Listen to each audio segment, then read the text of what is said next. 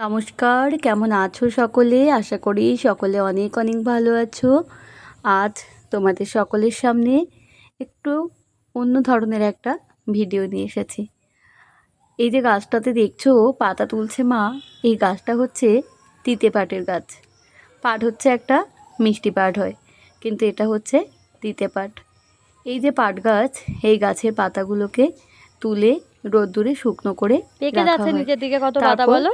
জলে ভিজিয়ে জলটা যখন তেতো হয়ে যায় সেই জলটাকে খাওয়া হয়। তুলতে এটা হয়। শরীরের জন্য খুবই উপকারী। আর গাছগুলোকে কেটেও হচ্ছে একেবারে রোদ্দুরে দিয়েও পাতাগুলোকে ঝরিয়ে নেওয়া যায়, কিন্তু অনেক বেশি পরিমাণে পাতা পাওয়া যায় যদি পাতাগুলো অল্প অল্প করে তুলে রোদে শুকনো করে সংরক্ষণ করা যায়।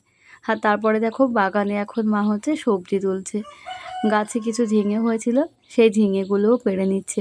আর অর্জুন কিন্তু বাগানে এসে ভীষণ খুশি। দেখা হচ্ছে পরবর্তী ভিডিওতে। টাটা।